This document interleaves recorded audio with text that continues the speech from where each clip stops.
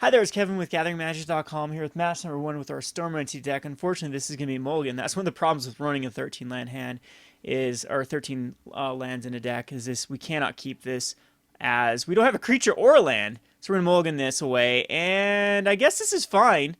This is what the deck wants to do. So if he's got like a first turn Thoughtseize, we're pretty much done, and we still actually do need one more mana. But I can see a turn 2 going Desperate Ritual, Manamorphose, that's 3. And then Storm Entity, that's 4. Oh, no, so other, but we'll actually be able to cast a Lightning Bolt off of it. So that, yeah, that would be 4. So we have to have a 5/5 haster. But this is really an all-in deck. And I am seeing a lot of holes in the deck. Right off the bat, but we'll play this out to see. Yes, so we get a Tron matchup right off the bat. So I'm liking that because usually we have time to set up versus Tron. This should match up pretty well. And there's our second mountain. So I think we will go an all-in strategy and see if we can just kill the... And then turn 2 we're going to be able to do 8 damage to Tron. And so I hope he just goes like an Expedition map. He could get a Wormcoil Engine out first, though. But here we go. Here goes nothing. This is the turn we need it to go off. I don't think that helps out. So Manamorphose needs to find something. So we're going to Desperate Ritual. And Desperate Ritual again. And here's where we Manamorphose. And we'll add red is fine. So we can actually cast... Yeah, we needed to hit a non... We can at least cast that next turn. So we're going to Storm Entity here, which will enter the battlefield as a 5/5. If that would have been something else, we would have a 6/6. I think that would be a lot more relevant. But we're going to get him down to a 12. And if he doesn't have the natural Tron and has to find it, we could just kill him before he can manage it. I think we just end up casting the Spirit Guide next turn as well. Maybe I could have waited a turn? I don't think I do. I think I get in there for the damage instead of waiting a turn, so... Kind of a cool idea, though. I'm loving the Tron matchup.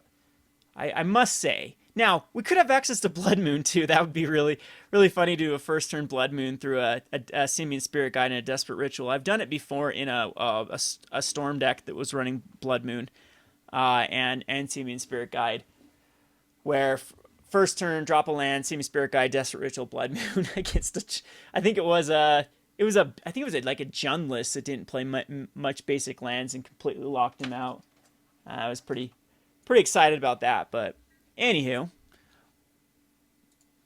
we will get in here for... And again, if we would have been on the play rather than the draw, he would be a whole turn behind.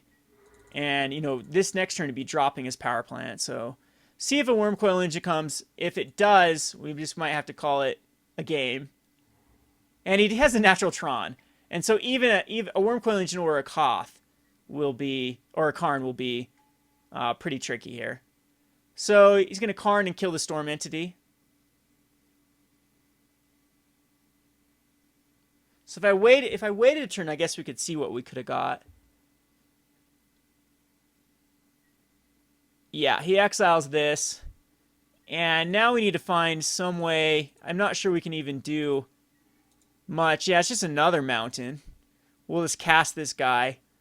And for whatever reason, I highly doubt we can come back from this. But... because he'll exile with Karn, a mountain next turn. I won't swing into Karn. I'll just continue to swing into him. In best case scenario, we can just keep top decking into lightning bolts to get him down.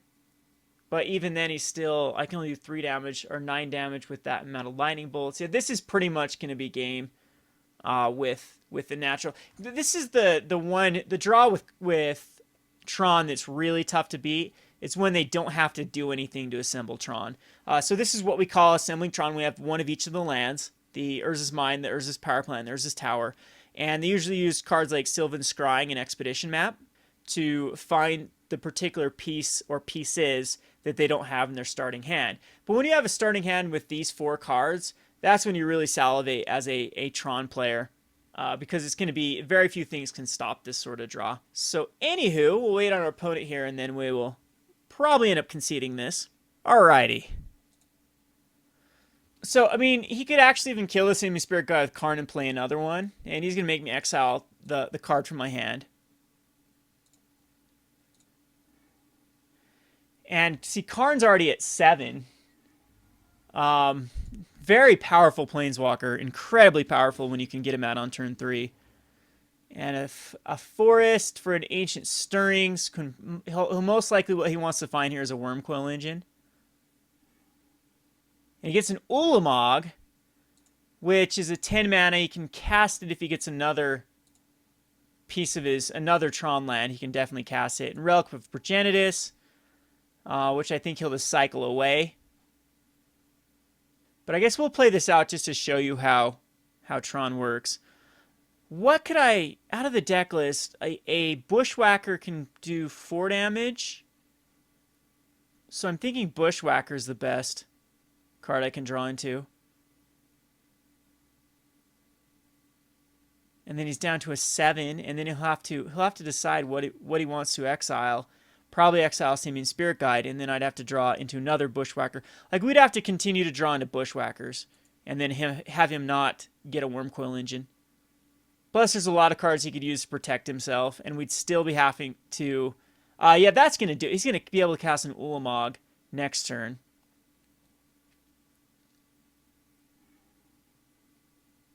Actually gets an Eye of Ugin. I don't think he needs it at that point, but sure.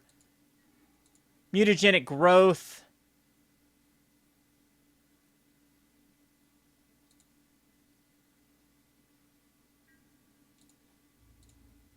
Yeah, we just attack him.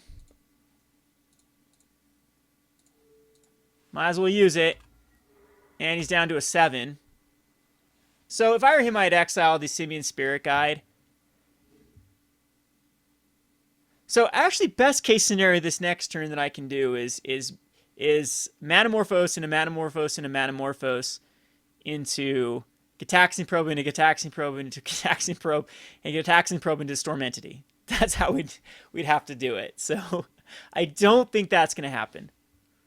So here you can just drop the Eye of Ugin, which makes the converted mana cost of Eldrazi spells cost 2 less, and then that would make the Ulamog only cost 9, and then he's got 3, 4, 5, 6, 7, 8. Yeah, I don't agree with that Eye of Ugin. I think he should have just grabbed another Urza's Tower, and then he could go 3, 6, 7, 8, 9, 10, 11, and then cast the Ulamog, which would, yeah, be a complete disaster for me. I don't think there's anything I could do to race an Ulamog.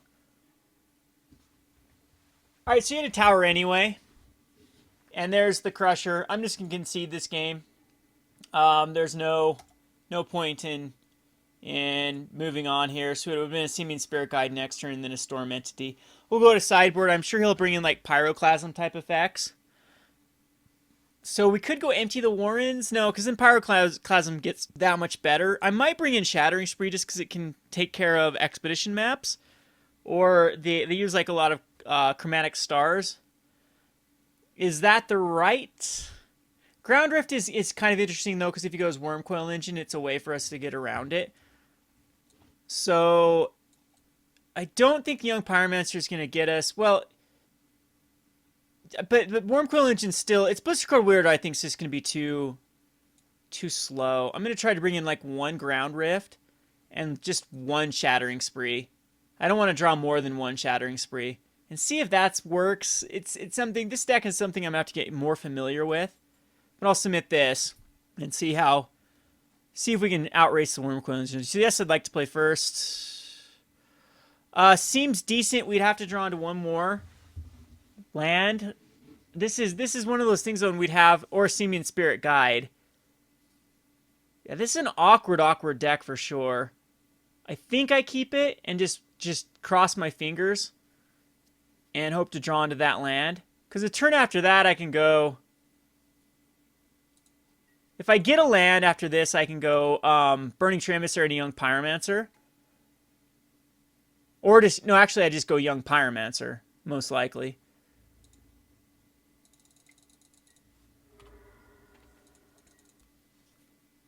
So he's got the tower. And a chromatic star. Land for one time. Oh, that works, though. We will exile this. Now, this is weird, though, because I think I do have to go crazy and maybe go for a storm entity.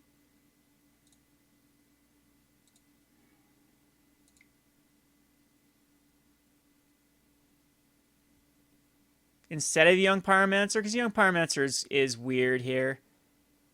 Yeah, it's going to be Burning-Tree Emissary.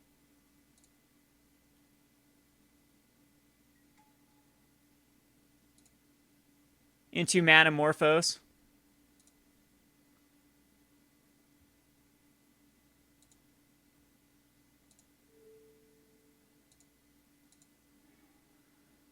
Into a Bushwacker. That's actually very interesting.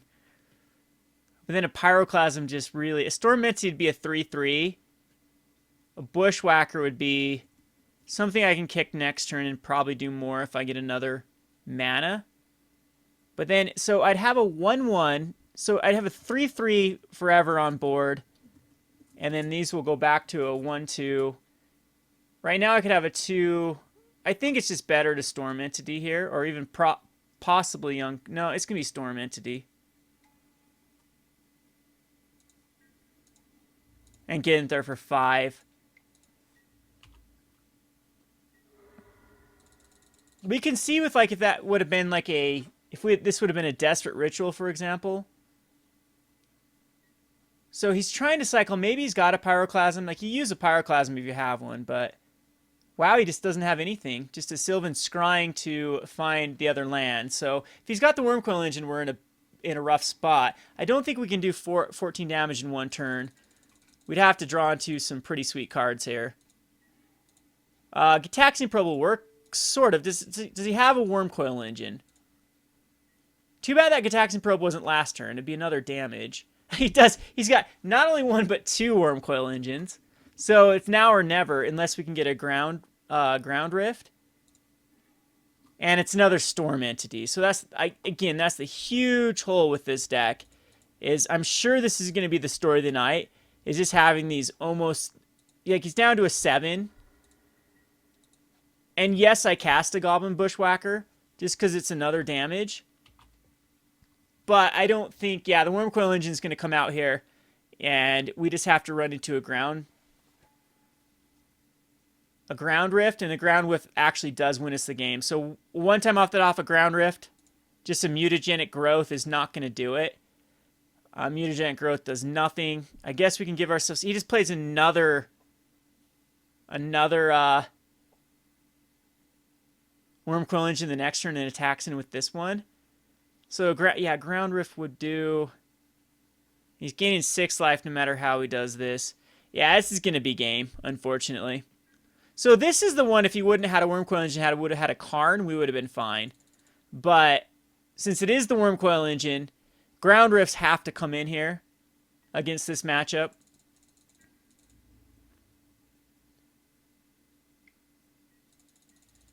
He goes back up to a 13 and gets another Wurmcoil Engine out this turn. So not only is it just brutal that there's one Wurmcoil Engine, it's brutal there's 2 of them. I hope he gets greedy for whatever reason, decides to just Expedition map here. So maybe my version running a bunch of Young Pyromancers also isn't the right play.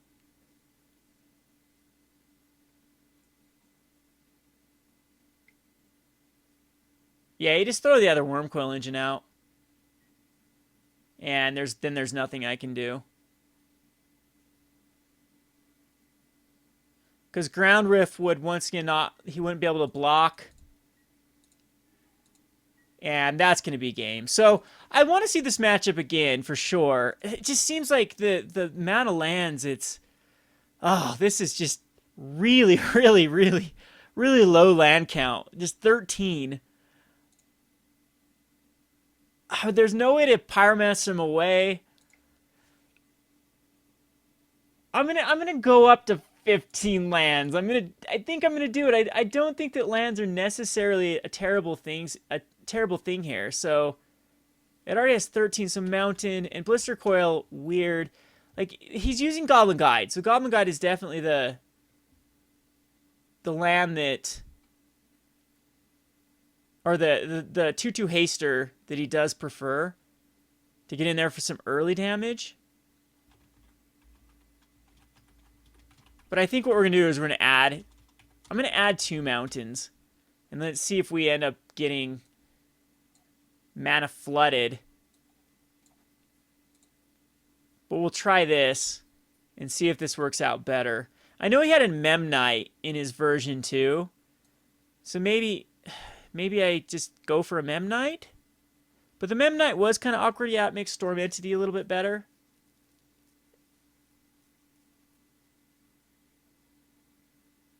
I think I'm going to try the 15 lands. I think 13 is just really, really pushing it.